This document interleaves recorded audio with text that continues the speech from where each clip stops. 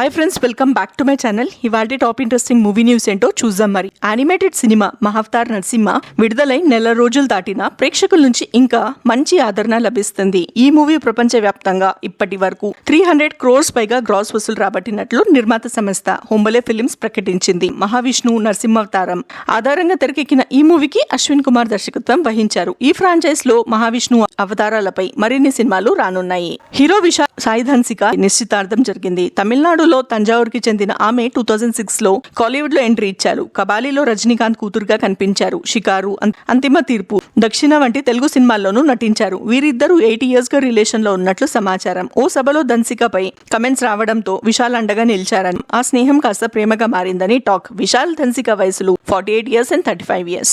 Director Sandeep Reddy Vanga CM Revanth రెడ్డిని కలిశారు. Jubilee hills లోని ఆయన నివాసంలో కలిసి భద్రకాళి ప్రొడక్షన్స్ తరపున సీఎం సహాయ నిధికి 10 lakhs విరాళాన్ని అందజేశారు. సందీప్ రెడ్డి వెంట అతడి సోదరుడు ప్రణయ్ రెడ్డి కూడా ఉన్నారు. 2013 లో ప్రణయ్ రెడ్డి భద్రకాళి ప్రొడక్షన్స్ ను స్థాపించారు. దీని కింద అర్జున్ రెడ్డి యానిమల్ సినిమాలను నిర్మించారు. ప్రభాస్ స్పిరిట్ ను ఈ సంస్థే నిర్మిస్తుంది. Tollywood chocolate boy Ram Pothineni Instagram లో రికార్డ్ సృష్టించారు. ఈ నెల 10th చేసిన ఓ పోస్ట్ కు ఏకంగా 76 lakhs లైక్స్ వచ్చాయి. దీంతో ఇన్స్టాలో అత్యధిక లైక్స్ సాధించిన తెలుగు హీరోగా నిలిచినట్లు సినీ వర్గాలు తెలిపాయి. ఆ పోస్ట్ కు వైబ్ విత్ మీ అని క్యాప్షన్స్ ఇవ్వగా ఫ్యాన్స్ అంతే వేగంగా రియాక్ట్ అయ్యారు. కాగా రామ్ ప్రస్తుతం ఆంధ్ర కింగ్ తాలూకా అనే మూవీలో నటిస్తున్నారు. మెగాస్టార్ చిరంజీవి రాజేశ్వరి అనే మహిళ వీరాభిమానిని కలిశారు. ఏపీలోని కర్నూలు డిస్టిక్ అయిన ఆదోనికి చెందిన ఆమె చిరుని కలిసేందుకు అక్కడి నుంచి సైకిల్ తొక్కుకుంటూ హైదరాబాద్ కి వచ్చారు. సైకిల్ పై అంత దూరం నుంచి వచ్చారని తెలిసి ఆశ్చర్యపోయిన చిరంజీవి రాజేశ్వరికి ఓ చీర బహుమతిగా ఇవ్వడంతో పాటు పిల్లల చదువుకు అండగా ఉంటానని హామీ ఇచ్చారు. దీంతో ఆమె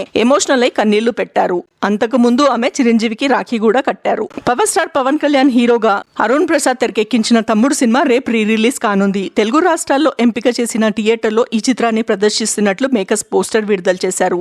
తొలుత September 2 రిలీజ్ చేద్దామని భావించి తాజాగా డేట్ మార్చారు. అలాగే త్రివిక్రమ్ శ్రీనివాస్ తెరకెక్కించిన జల్సా సినిమా కూడా పవన్ బర్త్డే సందర్భంగా September 2 విడుదలవ్వనుంది. జనవరిలో సంక్రాంతికి వస్తున్నాం తర్వాత ఆ రేంజ్ లో బ్లాక్ బాస్టర్ ఈ ఏడాది టాలీవుడ్ లో రాలేదు. కోట్ చిన్న సినిమాల్లో సూపర్ హిట్ గా నిలిచింది. Kubera, Thandel, mad square, hit 3 వంటి చిత్రాలు పర్లేదనిపించిన బాక్స్ ఆఫీస్ ను షేక్ చేయలేకపోయాయి. దీంతో వచ్చే నెలలో రానున్న ఓజీపై ఆశలు నెలకొన్నాయి. సినిమాకు పాజిటివ్ టాక్ పడితే కాసుల వర్షం కురవనుంది.